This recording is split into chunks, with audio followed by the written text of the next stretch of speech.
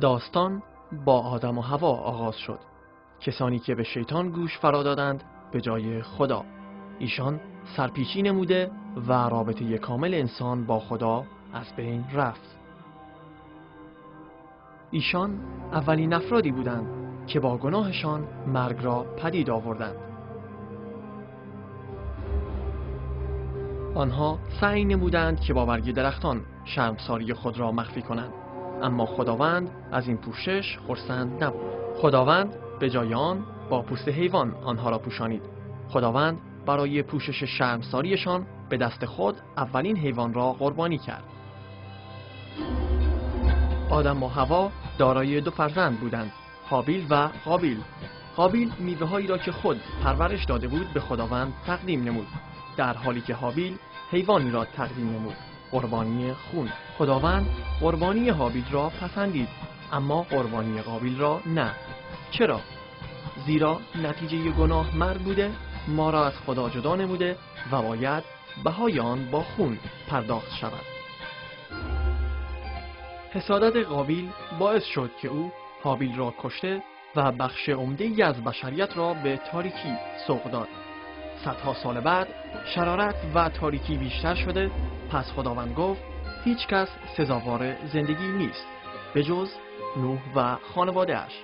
خداوند نوح را برای ساختن یک کشتی بزرگ فراخواند تا این پیغام را اعلام نماید: داوری پروردگار نزدیک است و تنها یک راه برای فرار و کسب رحمت خداوند وجود دارد: کشتی. مردم خندیدند و نوح را مسخره کردند تا اینکه باران از آسمان شروع به باریدن کرد و آب از اعماق زمین فوران نمود، در حالی که مردم آماده نبودند. طوفان همه انسانها و حیوانات را هلاک نمود و دنیا به خاطر گناهانشان از بین رفت. فقط نوح، خانواده‌اش و حیواناتی که در کشتی بودند نجات پیدا کردند. سپس ابراهیم آمد، پدر ایمان. خداوند به او دستور داد که فرزندش را برداشته و برای قربانی به کوه ببرد. ابراهیم از این فرمان مضطرب شد، اما فرمانبردار خدا بود. او ایمان خود را در عمل ثابت کرد و فرزندش را به کوه موریا برد.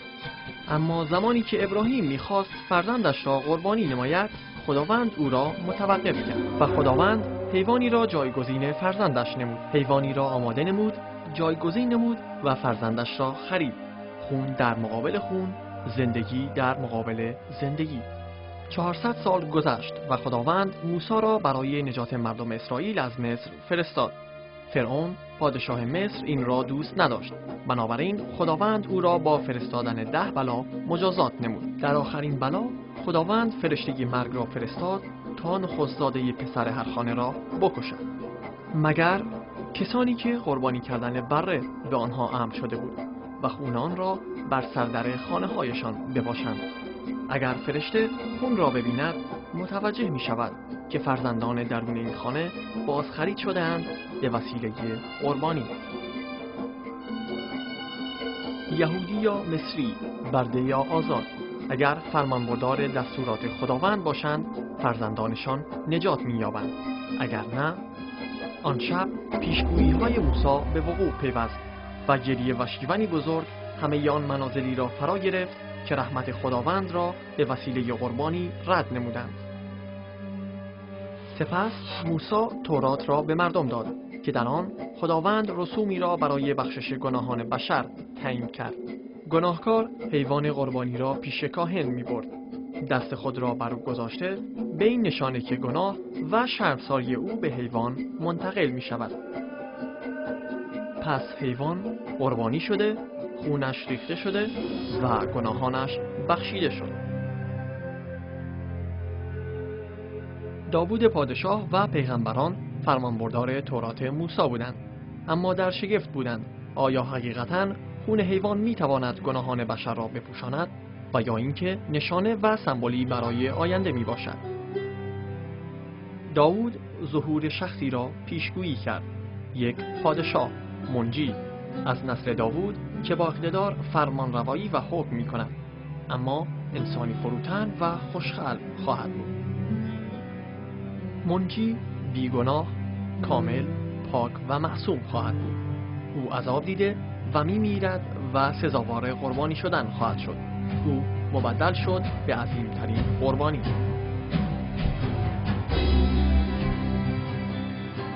عیسی در آخری به دنیا آمد، زیرا هیچ کس اتاقی برای او نداشت. از دختری باکره، تولدی پاک، از خانواده سلطنتی اما فقیر، نسل پادشاه.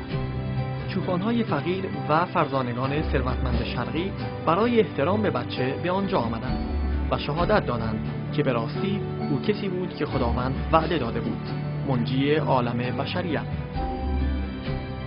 عیسی محبت، راستی، صلح و تواضع را وضع نمود. او نجاری فروتن اما فیلسوفی عظیم بود. او ریاکارهای مذهبی را خشمگین نمود، کسانی که به تشریفات مذهبی بیشتر اهمیت داده تا به محبت پروردگار. اما او محبوب فقرا، فروتنان، توبه‌کاران و گناهکاران بود. او کر، کور، افلیج و مریضان را شفا داد. او حتی مردگان را بیدار و زنده نمود. مردی بی خانمان و استادی شگفت‌انگیز، مردی انقلابی که عاشقان خداوند را برای اهدای بهترین زندگی فرا می‌خواند. عیسی حتی خداوند را پدر صدا می‌زد و به انسان نشان داد که خداوند شما را دوست دارد، همچون یک پدر. خداوند می‌خواست که با انسان ارتباط داشته باشد مثل یک پدر، اما مشکلی وجود داشت. انسان هنوز گناهکار بود اما خداوند مقدس. گناه به وسیله آدم آغاز شد و انسان را از خدای خود جدا نمود. منجی می‌دانست که برای بازگشت انسان به سوی خدا چه چیزی لازم است. یوحنا درباره عیسی چنین پیشگویی کرد: نگاه کنید، او برای خداوند است، کسی که گناه بشریت را برمی‌دارد. عیسی منجی است، انتخاب شده، منتخبی که به پاکترین قربانی مبدل شد. هرگز مرتکب گناه نشد. مقدس، پاک، کامل و سزاوار این بود که بهای گناه‌هایمان را بپردازد.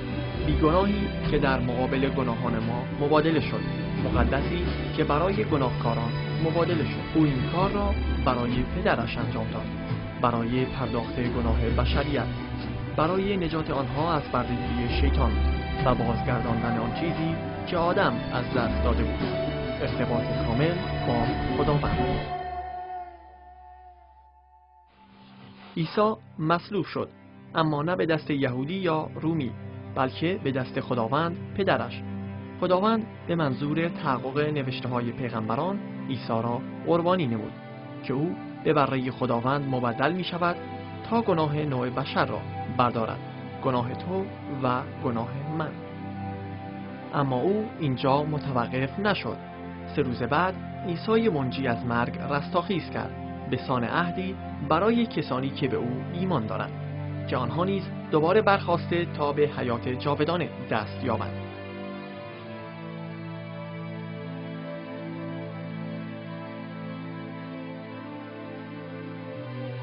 منجی هدیه خداست برای بشر که آنها به دلیل گناهانشان نمرده و از خداوند دور نخواهند شد و با پذیرش قربانی عیسی منجی آنها می توانند به رابطه کامل خود با خدا بازگردند. اما مثل هر هدیه دیگری متعلق به شما نیست تا وقتی که آن را بپذیرید.